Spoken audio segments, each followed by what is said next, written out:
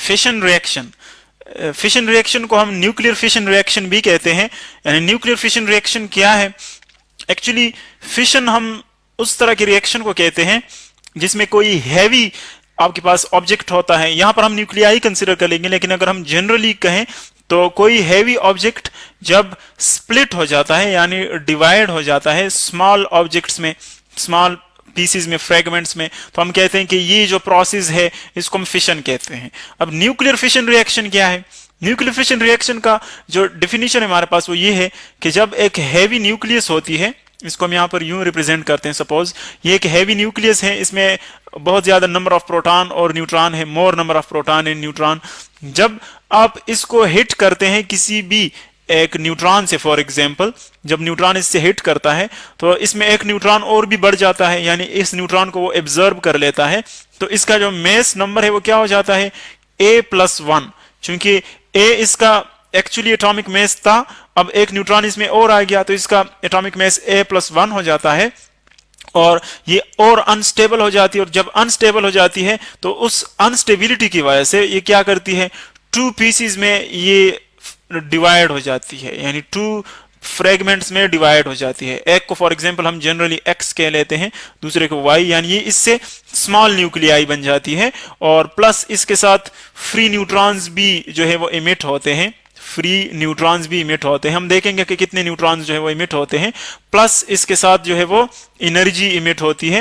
Energy को हम यहाँ पर रिप्रेजेंट कर लेते हैं।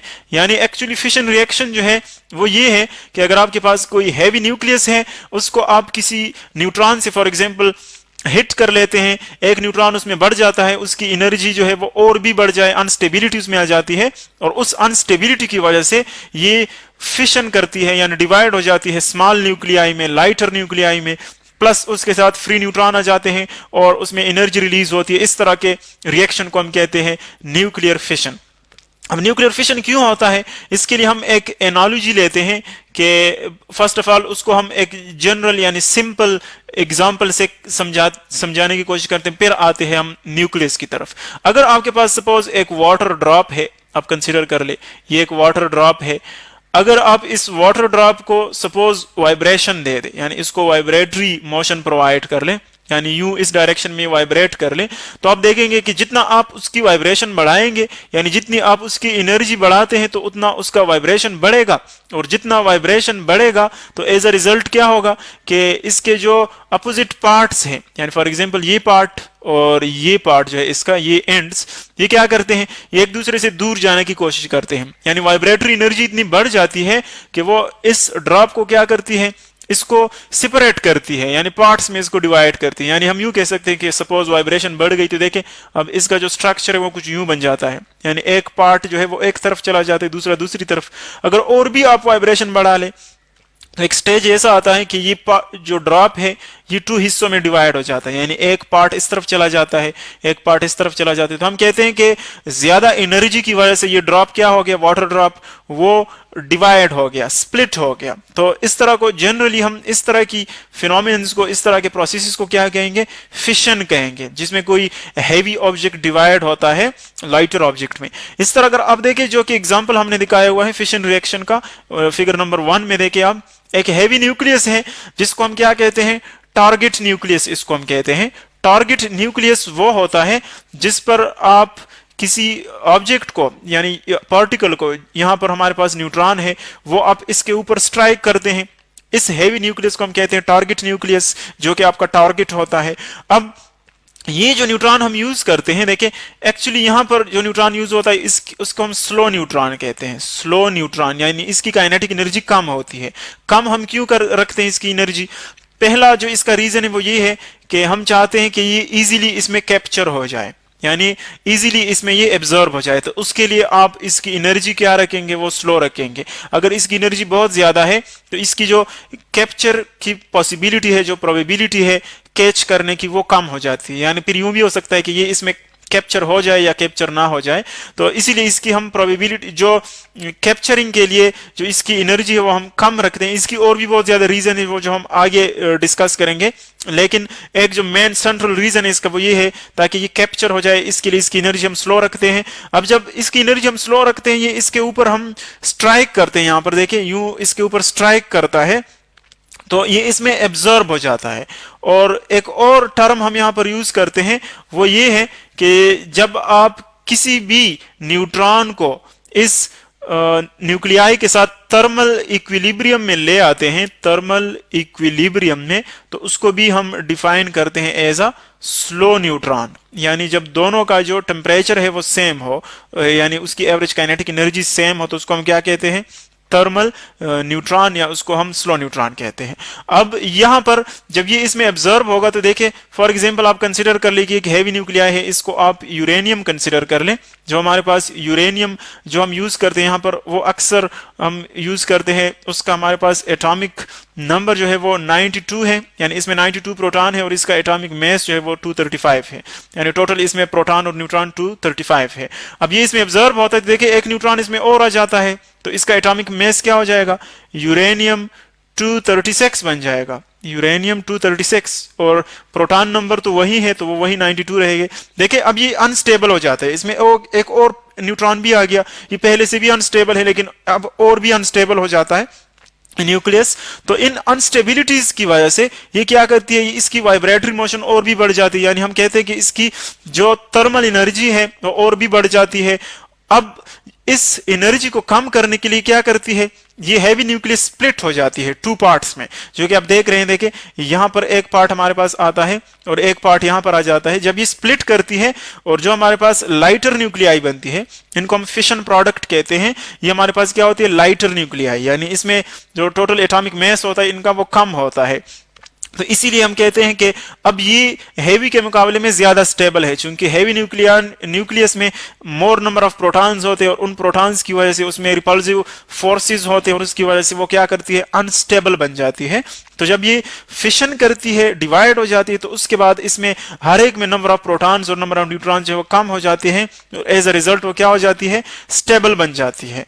यानी इसके मुकाबले में वो ज्यादा स्टेबल है, जो कि हमारे पास पेरेंट न्यूक्लियाई है जो डिवाइड होती है, और जो डिवीजन के बाद आते हैं उनको हम डॉटर न्यूक्लियाई भी कहते हैं। और उसके साथ आप देख रहे हैं फ्री न्यूट्रॉन्स भी आ जाते हैं। देखिए एक न्यूट्रॉन आपके पास ये है, फ्री न्यूट्रॉन एक ये है और एक ये है, और प्लस इसके साथ बहुत ज्यादा एनर्जी जो है वो रिलीज होती है।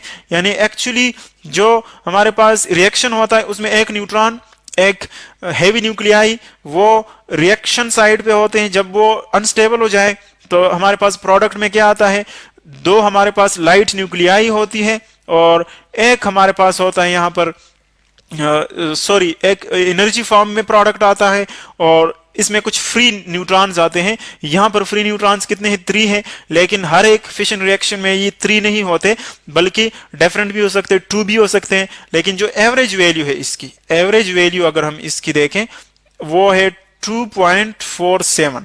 देखिए इसका मतलब ये नहीं कि 2.47 यानी न्यूट्रॉन तो पॉइंट में नहीं हो सकते। इतने न्यूट्रॉन्स अगर हम कहें कि ये इमिट हो रहे हैं तो इसका मतलब ये है कि टोटल फिशंस में जितने न्यूट्रॉन्स इमिट होते हैं उसको हम टोटल फिशन रिएक्शंस पर डिवाइड करते हैं, जितने रिएक्शंस है, तो हमारे पास आंसर ये आता है। तो इसका मतलब ये है कि कभी वो 2 होते हैं, कभी वो 3 होते हैं, फ्रैक्शन में वो नहीं हो सकते, लेकिन उसका जो नंबर है वो चेंज होता रहता है। तो ये हमारे पास उसकी थ्योरी है कि क्यों फिशन रिएक्शन होता है। अगर हम एक रिएक्शन की मदद से यानी एक सिंपल रिएक्शन ले ले तो वो हमारे पास यूरेनियम का ही है कि इसमें हम एक स्लो न्यूट्रॉन लेते हैं, उसको हम यू रिप्रेजेंट कर लेते हैं, वो हम हिट कर लेते हैं यूरेनियम के ऊपर। यूरेनियम का हमारे पास एटॉमिक नंबर है 92, एटॉमिक मास है 235। जब वो इसको ऑब्जर्व कर लेता है तो देखिए इससे यूरेनियम 236 बनता है, यूरेनियम 236, इसमें एक न्यूट्रॉन बढ़ गया, प्रोटॉन नंबर इसके वही है। अब ये और भी अनस्टेबल है, देखिए इस पर हम स्टार का जो सिंबल है वो लगा लेते हैं। जब ये डिवाइड होता है तो एक हमारे पास आता है यहाँ पर क्रिप्टॉन, यानी जो हम इसके फिशन प्रोडक्ट्स पढ़ते हैं, एक हमारे पास क्रिप्टॉन आता है और एक हमारे पास आता है बेरियम, प्लस इसके साथ 3 फ्री न्यूट्रॉन्स आ जाते हैं, 3 फ्री न्यूट्रॉन्स होते हैं, प्लस एनर्जी होती है, एनर्जी को हम यहाँ से क्यू से एनर्जी को रिप्रेजेंट करते हैं। तो ये हमारे पास एक बेसिक रिएक्शन होता है कि जो फिशन हम करते हैं कि हेवी न्यूक्लियाई को हम स्प्लिट करते हैं एक स्मॉलर न्यूक्लियाई में, तो हमारे पास कौन कौन से प्रोडक्ट्स बनते हैं उसको हम इस तरह के रिएक्शन से शो करते हैं। ये एक्चुअली न्यूक्लियर रिएक्शन है उसका। और अगर आप क्रिप्टॉन का एटॉमिक मास देखें तो वो हमारे पास है 92 और इसका एटॉमिक नंबर जो है वो है 36। इसी तरह बेरियम का एटॉमिक मास है 141 और इसका एटॉमिक नंबर अगर आप देखें तो वो है 56। तो देखें इसमें हमारे पास एक लार्ज अमाउंट ऑफ एनर्जी जो रिलीज होती है। तो इस तरह की प्रोसेस को हम क्या कहते हैं, न्यूक्लियर फिशन प्रोसेसेस हमारे पास होते हैं और इसमें a large amount of energy जो है वो हम ऑब्टेन कर लेते हैं।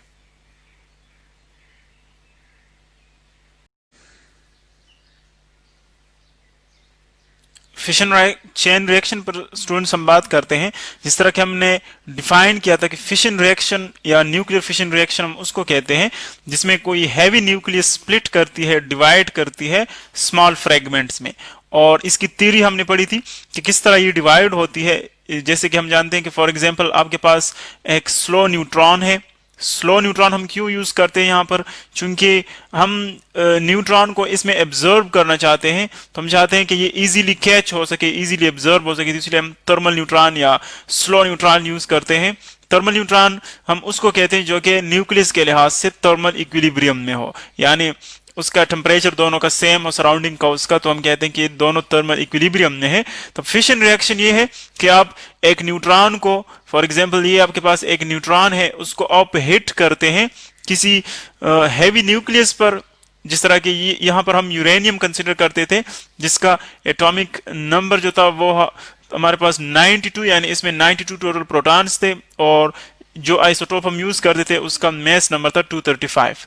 जब ये न्यूट्रॉन को एब्जर्व कर लेता है तो इससे क्या बनता है, एक यूरेनियम 236 बन जाता है, यानी ये हमारे पास एक कंपाउंड न्यूक्लियस बन जाती है जिसमें एक न्यूट्रॉन और भी बढ़ जाता है, तो उसको हम क्या कहते हैं, यूरेनियम 236। इसका एटॉमिक नंबर वही होता है चूंकि प्रोटॉन नंबर वही है।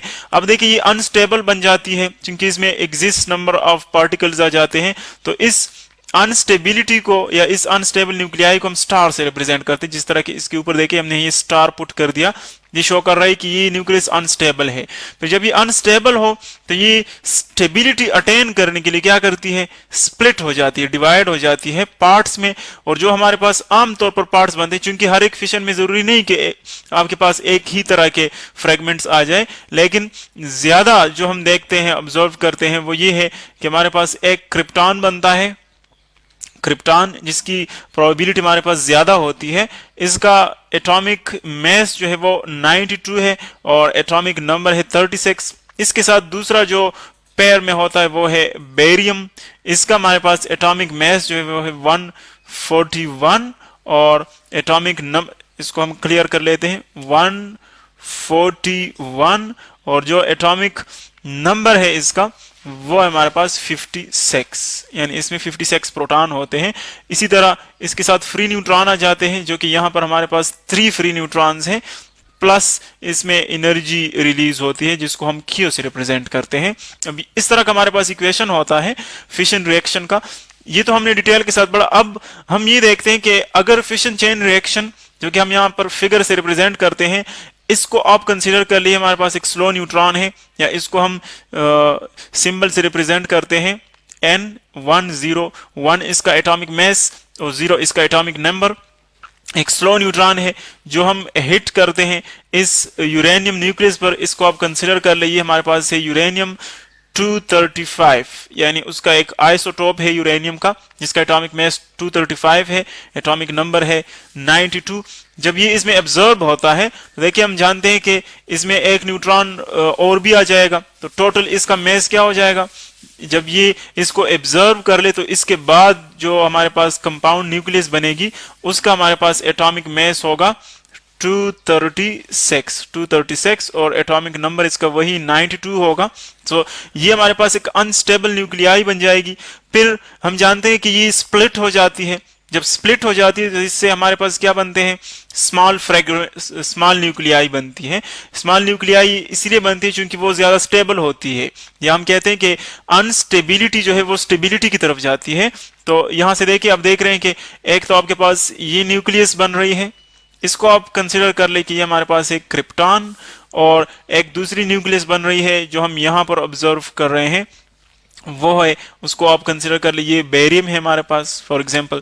इसी तरह इसके साथ फ्री न्यूट्रॉन्स आते हैं जो कि हमने यहाँ पर 2 रिप्रेजेंट किए। देखें, एक आपके पास ये फ्री न्यूट्रॉन और एक ये फ्री न्यूट्रॉन, क्योंकि हम जानते हैं कि एज अ होल जो एवरेज नंबर है, एवरेज नंबर ऑफ न्यूट्रॉन जो कि रिलीज होते हैं वो हमारे पास कितना है, 2.47 एक फिशन रिएक्शन में जो एवरेज नंबर ऑफ न्यूट्रॉन्स है। लेकिन 2.47 चूंकि फ्रैक्शन में तो न्यूट्रॉन रिलीज नहीं हो सकता, पॉइंट में रिलीज नहीं हो सकता, तो इसीलिए हम कहते हैं कि कभी ये 3 हो जाते हैं, कभी ये 2 हो जाते हैं। तो इसीलिए हर एक फिशन में मुख्तलिफ नंबर ऑफ न्यूट्रॉन्स जो है वो रिलीज होते हैं। तो अगर हम इन सब का एवरेज निकाले तो फिर एवरेज उसका ये बनता है। तो देखिए यहां पर हमने 2 फ्री न्यूट्रॉन्स शो किए हैं जो कि रिलीज होते हैं। इसके साथ क्या रिलीज होती है, इसके साथ एनर्जी भी रिलीज होती है, जिसको हम यहां पर गैमा रेस से सिंपली रिप्रेजेंट करते हैं। ये हमारे पास a lot of amount of energy है जो कि रिलीज होती है फिशन में। अब देखें, जो फ्री न्यूट्रॉन्स आ जाते हैं वो नेक्स्ट क्या करते हैं, नेक्स्ट वो फिर एक फिशन रिएक्शन कर लेते हैं, यानी आगे उसके और यूरेनियम न्यूक्लियाई होती है, वो एक और रिएक्शन कर लेते हैं, फिशन रिएक्शन। फिर जब उससे फ्री न्यूट्रॉन्स आ जाते हैं तो वो और फिशन रिएक्शन कर जाते हैं। यानी अगर हम इस फिशन रिएक्शन को कंट्रोल ना करें तो देखें, एक फिशन रिएक्शन से हमारे पास क्या बनेगा, 3 फ्री न्यूट्रॉन्स आ जाएंगे। इसको हम सिंपल वे में इस तरह समझ सकते हैं कि 3 फ्री न्यूट्रॉन्स आ गए। जब ये फ्री न्यूट्रॉन्स हम कंट्रोल नहीं करते तो ये देखें, एक फ्री न्यूट्रॉन यहां पर फिशन करेगा, एक फ्री न्यूट्रॉन यहां पर फिशन करेगा, एक फ्री न्यूट्रॉन यहां पर फिशन करेगा। अब एक फिशन से 3 न्यूट्रॉन आ गए, वो 3 न्यूट्रॉन आगे जाकर 3 फिशन प्रोसेस करेंगे, क्योंकि 3 न्यूट्रॉन है, 3 न्यूक्लियाई के साथ वो हिट करेंगे। इसी तरह आपके पास 3 और फिशन प्रोसेस होंगे, फिर इससे 3 न्यूट्रॉन्स और हमारे पास आ जाएंगे, इससे सपोज 3 और आ जाएंगे, इससे 3 और आ जाएंगे। यहां पर हम कंसीडर कर रहे हैं कि 2 भी हो सकते हैं, क्योंकि एवरेज जो है वो डिफरेंट है इनका। अब अगर इसमें 3 और आ जाते हैं तो देखें, ये और 3 फिशन रिएक्शन करेगा अकेले, इसको हम कहते हैं यू, इसको रिप्रेजेंट करते हैं। ये भी 3 फिशन रिएक्शन करेगा यू, इसी तरह ये भी 3 फिशन रिएक्शन करेंगे क्योंकि 3 न्यूट्रॉन्स हैं। तो देखें, एक फिशन रिएक्शन से हमने 3 फिशन रिएक्शंस प्रोड्यूस कर लिए, फिर वो आगे जाकर 9 फिशन रिएक्शन करते हैं, फिर 9 देखिए ये प्रोड्यूस करेंगे, 9 ये प्रोड्यूस करेंगे, 9 ये, तो आगे जाकर कितने हो जाएंगे, 27 फिशन रिएक्शन। तो देखिए फिशन रिएक्शन की जो हमारे पास नंबर है वो आहिस्ता आहिस्ता इंक्रीज हो रही है। यानी मतलब ये है कि अगर हम इन नंबर ऑफ न्यूट्रॉन्स को कंट्रोल ना करें तो ये आगे जाकर बहुत ज्यादा नंबर में फिशन रिएक्शन जो है वो हैपन होंगे, और जितने ज्यादा फिशन रिएक्शन होंगे उतनी ही ज्यादा उसमें एनर्जी रिलीज होगी। और अगर ये एनर्जी बहुत ज्यादा फॉर्म में रिलीज हो गई, यानी बंडल फॉर्म में रिलीज हो गई, तो हम कहेंगे कि फिर क्या होगा, जस्ट लाइक एक एक्सप्लोजन होता है जिसको हम न्यूक्लियर वेपन्स कहते हैं, या इसको आप आम लफ्ज में एटम बॉम्ब जिसको हम कहते हैं, या न्यूक्लियर बॉम्ब कहते हैं। तो वो इसी तरह जब हम फिशन रिएक्शन को कंट्रोल नहीं करते तो उस रिजल्ट में, उसके रिजल्ट में जो लॉट ऑफ एनर्जी रिलीज होती है वो एक्चुअली सामने आ जाती है in the form of explosion. तो फिर इसका हमारे पास मैकेनिज्म क्या है, यानी इसको हम यूजफुली किस तरह यूज कर सकते हैं। यानी अगर हम चाहे कि एक्सप्लोजन ना हो, लॉट ऑफ एनर्जी जो है वो एक ही टाइम पर रिलीज ना हो, एक कांस्टेंट अमाउंट हमें चाहिए जिससे हम फॉर एग्जांपल इलेक्ट्रिसिटी बना सकते हैं, और फॉर्म्स के लिए इसको यूज कर सकते हैं। तो कांस्टेंट एनर्जी, या हम कहते हैं कि एक यूनिफॉर्म रेट के साथ, यानी एक ही रेट के साथ, अगर हम चाहते हैं कि यहां पर suppose 200 million electron volt energy release होती है, तो अगले स्टेप में भी इसी तरह एनर्जी रिलीज हो जाए, फिर उससे अगले स्टेप में भी इतनी ही एनर्जी रिलीज हो जाए, यानी एक कांस्टेंट अमाउंट जो है वो हमारे पास आ जाए, वो इंक्रीज ना हो जाए। तो इसके लिए हम क्या करते हैं, उसके लिए हम फिशन रिएक्शन को कंट्रोल करते हैं। कंट्रोल इस तरह करते हैं कि जो 3 न्यूट्रॉन्स आपके पास आ जाते हैं उसमें से 2 न्यूट्रॉन्स को हम किसी मैकेनिज्म के जरिए एब्जॉर्ब कर लेते हैं। यानी ये हम यहाँ पर न्यूक्लियर रिएक्टर्स इस तरह डिजाइन करते कि इन दोनों को हम वहां पर जज्ब कर लेते हैं, सिर्फ एक न्यूट्रॉन को आगे जो है हम जाने देते हैं, फिर आगे जाकर वो एक और रिएक्शन कर देता है। इसी तरह फिर इसमें जब 3 न्यूट्रॉन्स प्रोड्यूस हो जाते हैं तो 2 को हम फिर जो है वो एब्जॉर्ब कर लेते हैं, फिर आगे एक रिएक्शन होता है। तो देखें फिर जब हम नंबर ऑफ न्यूट्रॉन्स को कंट्रोल करेंगे तब ये फिशन रिएक्शन जो है वो एक खास रेट के साथ होगा, कांस्टेंट रेट के साथ होगा। तो जब कांस्टेंट रेट के साथ होता है तो उसको हम क्या कहते हैं, कंट्रोल फिशन रिएक्शन। और अगर हम इसको कंट्रोल ना करें यानी इसी तरह छोड़ दे जो कि आहिस्ता आहिस्ता उसके नंबर इंक्रीज होंगे, तो फिर इसको हम कहते हैं chain fission reaction. Chain fission reaction यानी चेन का मतलब ये है कि उसका जो नंबर है वह आहिस्ता आहिस्ता इंक्रीज होता है, बढ़ता है, इसको हम चेन फिशन रिएक्शन कहते हैं। और ये बात याद रखिए कि हमारे पास जो एवरेज एनर्जी है अप्रोक्सीमेटली जो एक फिशन रिएक्शन में रिलीज होती है वो है तकरीबन 200 मिलियन इलेक्ट्रॉन वोल्ट। तो अगर आप देखें अगर नंबर ऑफ फिशन इंक्रीज होते हैं तो इससे मल्टीप्लाई करते जाए बहुत ज्यादा आपके पास एनर्जी रिलीज होगी जो कि फिर डेंजरस बन जाती है।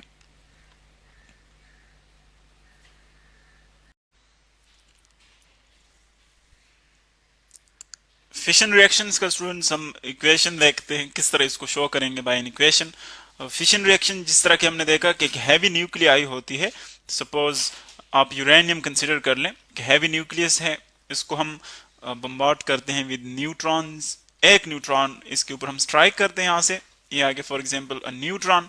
जब चूंकि पहले से भी अनस्टेबल न्यूक्लियाई है, यूरेनियम न्यूक्लियस पहले से ही अनस्टेबल है चूंकि रेडियो एक्टिव है, और जब हम एक न्यूट्रॉन इसको और ऐड कर लेते हैं सो इसकी अनस्टेबिलिटी जो है वो इंक्रीज हो जाती है। सो स्टेबल बनने के लिए क्या करती है, यहाँ पर जो न्यूक्लियस है इसकी वाइब्रेशन विगुरस बन जाती है और एज ए रिजल्ट वो 2 स्मॉल स्टेबल न्यूक्लियाई में स्प्लिट हो जाती है। इस तरह भी हो सकता है कि वो अनस्टेबल न्यूक्लियाई में स्प्लिट हो जाए और फिर अगेन वो जो न्यूक्लियाई बनती है डॉटर न्यूक्लियाई वो रेडियो एक्टिव होती है और वो रेडिएशन से अपने आप को स्टेबल बना लेती है दोनों। सो 2 स्मॉल न्यूक्लियाई लाइट न्यूक्लियाई में ये स्प्लिट हो जाती है। ये फॉर एग्जांपल आगे हमारे पास डॉटर न्यूक्लियाई, पैरेंट न्यूक्लियाई है ये वाली जो कि स्प्लिट हो जाती है। दिस इज अ न्यूट्रॉन, एक न्यूट्रॉन हम इसके ऊपर स्ट्राइक करते हैं, ये आ गया आपके पास यूरेनियम न्यूक्लियस। सो यहाँ पर जो 2 हमारे पास न्यूक्लियाई बनती है, एक को सपोज हम नाम देते हैं जनरली एक्स न्यूक्लियाई आ गई और दूसरी है वाई न्यूक्लियाई। इसके साथ न्यूट्रॉन्स भी इमिट होते हैं, फ्री न्यूट्रॉन्स। एवरेज जो है उसका 2.5 तकरीबन, लेकिन एवरेज का मतलब ये नहीं होता कि फ्रैक्शनल न्यूट्रॉन यहाँ से फ्री आ रहे हैं, कभी 2 न्यूट्रॉन फ्री न्यूट्रॉन्स आ जाते हैं, कभी 3 आ जाते हैं। सो जो एवरेज होता है वो हम निकालते हैं, फिर उसका 2.5 और समथिंग आ जाता है। सो ये उसका हमारे पास डायग्राम है किस तरह फिशन रिएक्शन हैपन होता है। और अब अगर हम इक्वेशन देखें इसका जनरल जो केमिकल इक्वेशन है किस तरह सॉरी जो इसकी फिशन रिएक्शन है वो किस तरह होती है। सो देखिए एक्स या आप एक जी अनस्टेबल न्यूक्लियाई कंसिडर कर लें, एक अनस्टेबल न्यूक्लियाई है जिस तरह की यूरेनियम हमने शो किया हुआ है। एक इसके साथ हम न्यूट्रॉन ऐड कर लेते हैं, यहाँ से एक न्यूट्रॉन हम ऐड करेंगे जी प्लस 1 न्यूट्रॉन, 1 न्यूट्रॉन प्लस जी, ये अनस्टेबल न्यूक्लियाई है एक्चुअली। सो जब ये एब्जॉर्ब करती है इस न्यूट्रॉन को और भी अनस्टेबिलिटी इसकी बढ़ती है। सो यहाँ पर एक हमारे पास स्मॉल जो न्यूक्लियाई बनती है दैट इज एक्स और एक आ जाती है वाई, और इसके साथ अगर यहाँ पर हम यूजुअल देखें तो 3 न्यूट्रॉन्स आ जाते हैं, 3 फ्री न्यूट्रॉन्स। सो हम यहाँ पर शो करते हैं, ये फिक्स नहीं है कि नंबर 3 ही होगा, ये डिफरेंट नंबर ऑफ न्यूट्रॉन्स भी हो सकते हैं। प्लस इसके साथ एनर्जी रिलीज होती है जो कि हमने देखा कि according to Einstein mass energy equation mass जो है वो कन्वर्ट हो जाता है एनर्जी में। सो ये एक जनरल हम इसको इस तरह शो कर सकते हैं। और अगर हम स्पेसिफिकली न्यूक्लियाई देखें, यहाँ पर जो अनस्टेबल न्यूक्लियस है जी जो हमने शो किया हुआ है उसकी जगह देखें हम यहाँ पर यूरेनियम यूज कर रहे हैं। सो यहाँ पर आप लिखें यूरेनियम का जो केमिकल सिंबल है हमारे पास आ जाएगा यू, इसका एटॉमिक मास है 235, the sum of neutrons and protons, और जो एटॉमिक नंबर है इसका चार्ज नंबर वो है 92, इतने इसमें प्रोटॉन्स होते हैं। अब हम इसके साथ एक न्यूट्रॉन ऐड कर लेते हैं, जो स्लो न्यूट्रॉन हम इसके ऊपर स्ट्राइक करते हैं वो एक न्यूट्रॉन आ गया, 1 न्यूट्रॉन ऐड हो गया। अब इसका देखिए मास नंबर है 1 और चार्ज नंबर 0। अब जब ये और भी अनस्टेबल हो जाए तो यहाँ पर हमारे पास देखिए स्प्लिट हो जाती है ये न्यूक्लियाई, दो स्मॉल न्यूक्लियाई आ जाती है। एक उसमें है बेरियम, जो स्मॉल न्यूक्लियाई बनती है वो है बेरियम इस केस में, Ba उसका केमिकल सिंबल, और मैस नंबर उसका है 141। ये एक्चुअली इसमें टोटल नंबर ऑफ न्यूक्लियॉन्स हैं जो न्यूक्लियस के अंदर पार्टिकल्स हैं, और चार्ज नंबर इसका है 56। इतने नंबर ऑफ प्रोटॉन्स है इसमें। दूसरा जो हमारे पास जो दूसरी स्मॉल लाइट न्यूक्लियाई बनती है यहाँ पर वो है क्रिप्टॉन की, क्रिप्टॉन Kr। इसका हमारे पास जो मैस नंबर है वो 92 है, मैस नंबर 92, और चार्ज नंबर है 36। और बाकी जो हमारे पास आ जाते हैं न्यूट्रॉन्स, 3 इसमें न्यूट्रॉन्स इमिट होते हैं फ्री फॉर्म में आ जाते हैं। ये आ जाएंगे न्यूट्रॉन्स, इसको हम 10 से यूँ डिनोट करते हैं, प्लस इसमें एनर्जी आ जाएगी, और एनर्जी को हम डेल्टा क्यू से भी डिनोट कर सकते हैं यूँ। सो ये एक जनरल इक्वेशन हमारे पास बनता है फिशन रिएक्शन का, कि एक हैवी न्यूक्लियस होती है, उसके साथ जब आप न्यूट्रॉन बम्बार्ड करते हैं उसके ऊपर, सो न्यूक्लियाई जो है उसकी अनस्टेबिलिटी इंक्रीज हो जाती है, और एज अ रिजल्ट क्या होता है, जब उसकी वाइब्रेशन बढ़ जाती है बहुत ज़्यादा तो वो स्प्लिट हो जाती है। जिस तरह की इसको हमने कंपेयर किया था एक वाटर ड्रॉप से, कि वाटर ड्रॉप को अगर आप वाइब्रेशन देंगे, उसकी एनर्जी इंक्रीज कर दे वाइब्रेशनल एनर्जी, तो एक पॉइंट ऐसा है कि उसमें निक बन जाता है, यानी बहुत ज़्यादा जो दरमियान वाला हिस्सा होता है बारीक बन जाता है, और एज अ रिजल्ट वो 2 पार्ट्स में स्प्लिट हो जाता है।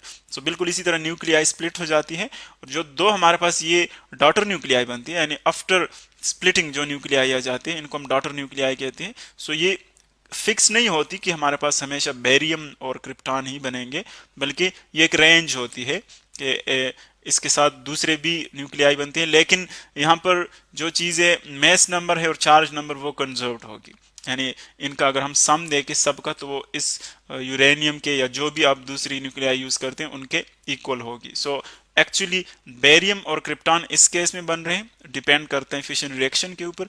इसके अलावा हमारे पास अनदर भी बन सकते हैं, लेकिन जो इम्पोर्टेंट इसकी हमारे पास फैक्टर है वो ये है कि सब में से लार्ज अमाउंट ऑफ एनर्जी जो है वो रिलीज होती है, और अप्रॉक्सीमेटली हमने देखा था कि ई जो है वो है 200 mega electron volts, 200 mega electron volts. ये इतनी एनर्जी तकरीबन एक फिशन रिएक्शन में रिलीज होती है।